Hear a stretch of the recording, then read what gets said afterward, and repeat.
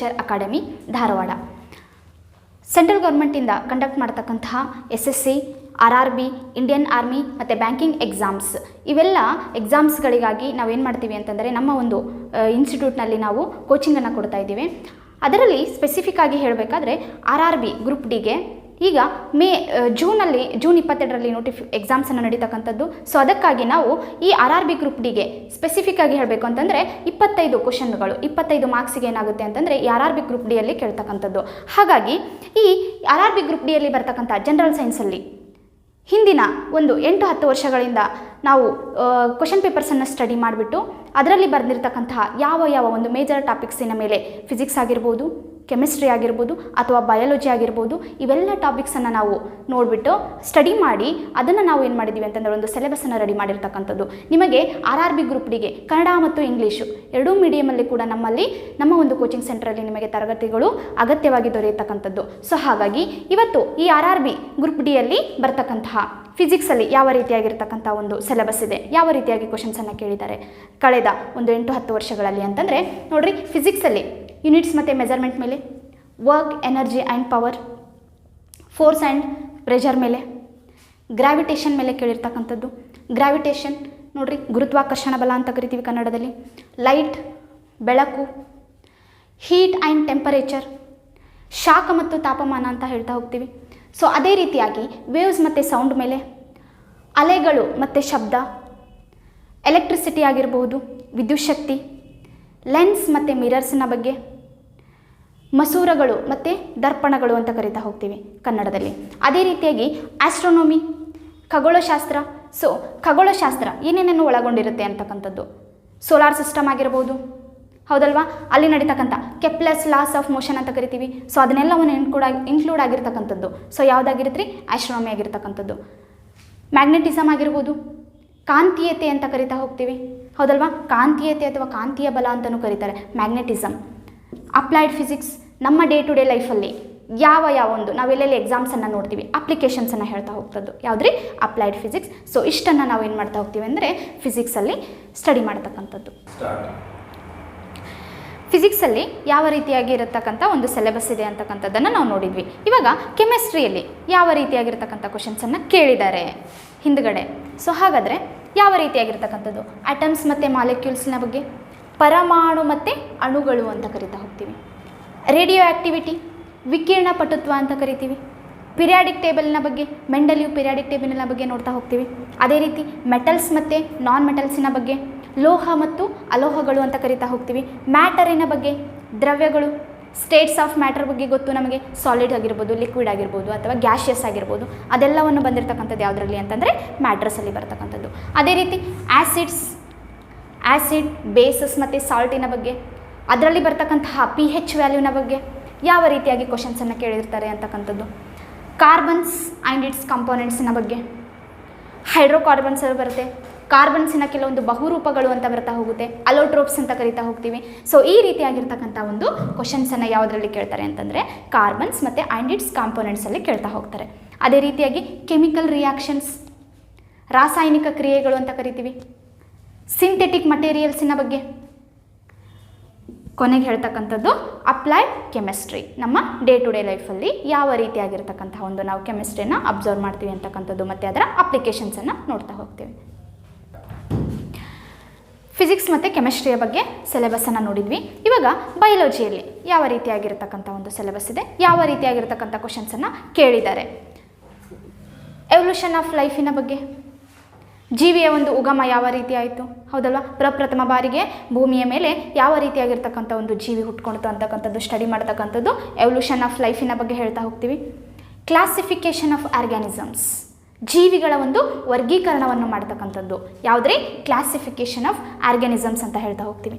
Structure of cell, basic unit of cell, basic unit of life ಅಂತ ಹೇಳ್ತೀವಿ. ಯಾವುದನ್ನು, cell, ಯಾವುದರ ಬಗ್ಗೆ, ಸೆಲ್ಲಿನ ಬಗ್ಗೆ ಒಂದು ಸ್ಟಡಿ ಮಾಡ್ತಕ್ಕಂಥದ್ದು. ಜೀವಕೋಶಗಳ ಅಧ್ಯಯನ ಅಂತ ಕರಿತೀವಿ, ಯಾವುದನ್ರಿ, ಸೆಲ್ಲನ್ನು. ಸೊ ಅದೇ ರೀತಿಯಾಗಿ ಟಿಶ್ಯೂವಿನ ಬಗ್ಗೆ, ಅಂಗಾಂಶ ಅಂತ ಕರಿತಾ ಹೋಗ್ತೀವಿ.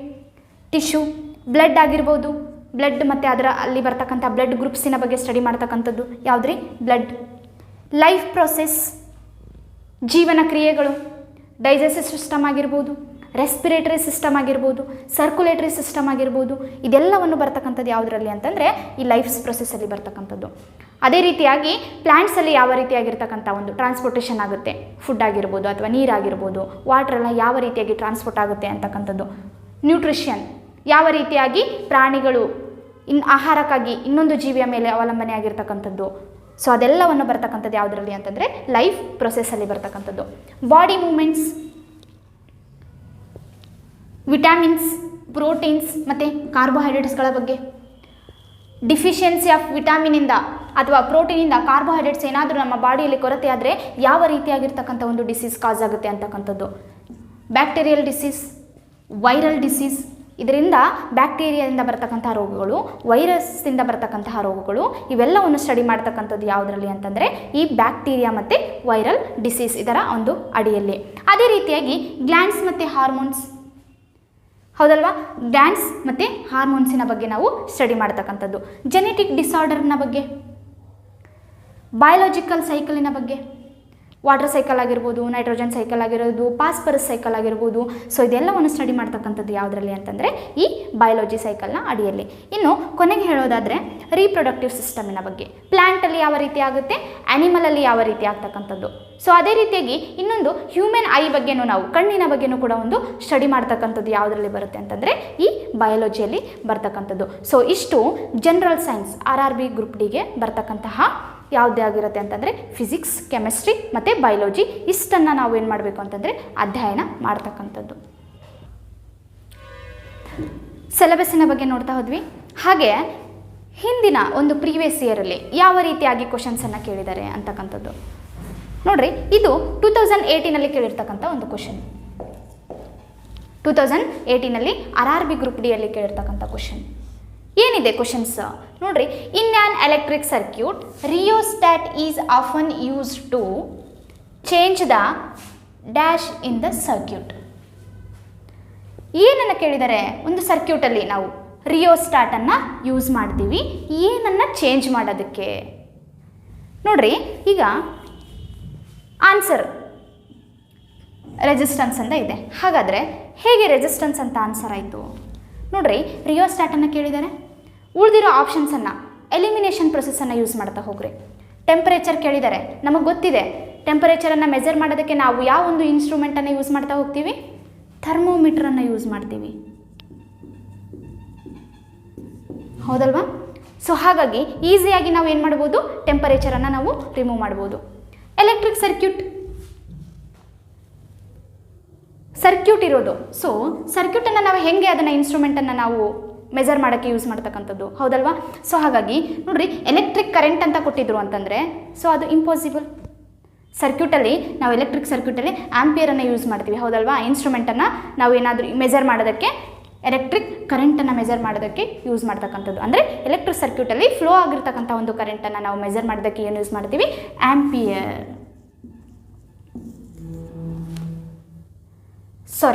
ಅಮೀಟರ್. ಯಾವುದ್ರಿ, ಅಮೀಟರನ್ನು ಯೂಸ್ ಮಾಡ್ತಕ್ಕಂಥದ್ದು ಇನ್ಸ್ಟ್ರೂಮೆಂಟ್. ಪೊಟೆನ್ಷಿಯಲ್ ಡಿಫ್ರೆನ್ಸ್, ವೋಲ್ಟೇಜನ್ನು ಮೆಜರ್ ಮಾಡ್ತಕ್ಕಂಥದ್ದು. ಸರ್ಕ್ಯೂಟಲ್ಲಿ ಫ್ಲೋ ಆಗಿರ್ತಕ್ಕಂಥ ಕರೆಂಟನ್ನು ಮೆಜರ್ ಮಾಡೋದಕ್ಕೆ ಅಮೀಟರ್ ಯೂಸ್ ಮಾಡ್ತೀವಿ. ಅದೇ ರೀತಿಯಾಗಿ ವೋಲ್ಟೇಜನ್ನು ಮೆಜರ್ ಮಾಡೋದಕ್ಕೆ ಏನು ಮಾಡ್ತೀವಿ ರೀ ನಾವು, ಪೊಟೆನ್ಷಿಯಲ್ ಡಿಫ್ರೆನ್ಸ್, ಹೌದಲ್ವಾ. ವೋಲ್ಟೇಜನ್ನು ಮೆಜರ್ ಮಾಡ್ತಕ್ಕಂಥದ್ದು. ಸೊ ಹಾಗಾಗಿ ನಾವು ಈಸಿಯಾಗಿ ಏನು ಹೇಳ್ಬೋದು, ಈ ರಿಯೋಸ್ಟ್ಯಾಟ್ ಅಂತಕ್ಕಂಥದ್ದು ಏನಾಗಿರುತ್ತೆ ಅಂತಂದರೆ ಒಂದು ಸರ್ಕ್ಯೂಟಲ್ಲಿ ಫ್ಲೋ ಆಗಿರ್ತಕ್ಕಂಥ ಅಥವಾ ರೆಸಿಸ್ಟೆನ್ಸನ್ನು ನಾವು ಚೇಂಜ್ ಮಾಡೋದಕ್ಕೆ.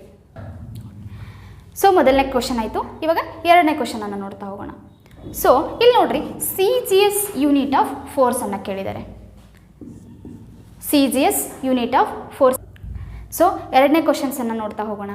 CGS ಯೂನಿಟ್ ಆಫ್ ಫೋರ್ಸ್ ಅಂತ ಕರಿತಾ ಹೋಗ್ತೀವಿ. ಹಾಗಾದರೆ ಏನು CGS ಅಂದರೆ, ನಾವು ಸಿಸ್ಟಮ್ ಆಫ್ ಯೂನಿಟ್ಸಲ್ಲಿ 3 ರೀತಿಯ ಒಂದು ಸಿಸ್ಟಮನ್ನು ನೋಡ್ತಾ ಹೋಗ್ತೀವಿ. ಒಂದು CGS ಅಂತ ಬರುತ್ತೆ, ಇನ್ನೊಂದು MKS ಅಂತ ಬರುತ್ತೆ, ಇನ್ನೊಂದು FPS ಅಂತ ಬರುತ್ತೆ. ಹಾಗಾದರೆ ಏನು CGS, MKS ಮತ್ತು FPS ಅಂದರೆ ನೋಡ್ರಿ, ಅದರ ಒಂದು ಹೆಸರಲ್ಲೇ ಹೇಳಿರ್ತಕ್ಕಂಥದ್ದು. CGS ಅಂದರೆ ಸೆಂಟಿಮೀಟರ್, ಗ್ರಾಮ್, ಸೆಕೆಂಡ್. MKS ಅಂದರೆ ಏನು ರೀ, ಮಿಲಿಮೀಟರ್, ಕಿಲೋಗ್ರಾಮ್, ಸೆಕೆಂಡ್. FPS ಅಂದರೆ ಏನು ರೀ, ಫೂಟ್, ಪೌಂಡ್ ಮತ್ತು ಸೆಕೆಂಡ್. ಸೊ ಇವು 3ರಲ್ಲಿ ಕಾಮನ್ ಆಗಿರ್ತಕ್ಕಂಥದ್ದು ಯಾವ್ದು ರೀ, ಸೆಕೆಂಡ್. ಸೊ ಹಾಗೆ ಇಲ್ಲಿ ಕೇಳಿರ್ತಕ್ಕಂಥದ್ದೇನು, CGS ಯೂನಿಟ್ ಆಫ್ ಫೋರ್ಸ್ ಅಂತ ಕೇಳಿದ್ದಾರೆ. ನಮಗೆ ಫೋರ್ಸಿನ ಯೂನಿಟ್ ಗೊತ್ತು. ಏನು ರೀ ಫೋರ್ಸಿನ ಯೂನಿಟು? ನ್ಯೂಟನ್ ಅಂತಕ್ಕಂಥದ್ದು. ಸೊ ನ್ಯೂಟನ್ ಇದೆ. ಆದರೆ ಯಾವ ಒಂದು ಯೂನಿಟ್ ರೀ ನ್ಯೂಟನ್ನು? This is MKS unit of force ಆಗಿರ್ತಕ್ಕಂಥದ್ದು. ಯಾವುದ್ರದ್ದು ರೀ? ಬಟ್ ಅವ್ರು ಏನು ಕೇಳಿದ್ದಾರೆ ನಮಗೆ? CGS ಯೂನಿಟನ್ನು ಕೇಳಿದ್ದಾರೆ. ಹಾಗಾದರೆ ಇದು ಬರೋದಿಲ್ಲ ನ್ಯೂಟನ್ ಅಂತಕ್ಕಂಥದ್ದು, ಹೌದಲ್ವಾ? ನೋಡ್ರಿ, ಡಯನ್ ಹೊಸದಾಗಿ ಕೇಳಿರ್ತಕ್ಕಂಥ ಒಂದು ಹೆಸರು, ಹೌದಲ್ವಾ? ಇದನ್ನು ಬಿಟ್ಬಿಡೋಣ, ಹೌದಲ್ವಾ? ಡಯಾಪ್ಟರ್ ಏನು ರೀ ಇದು? ಡಯಾಪ್ಟರ್ ಏನನ್ನು ಮೆಜರ್ ಮಾಡೋದಕ್ಕೆ ಯಾವುದರ ಒಂದು ಯೂನಿಟ್ ಆಗಿರ್ತಕ್ಕಂಥದ್ದು? ಸೊ ಇದು ಲೆನ್ಸಿನ ಒಂದು ಯೂನಿಟ್ ಆಗಿರ್ತಕ್ಕಂಥದ್ದು. ಯಾವುದ್ರಿ?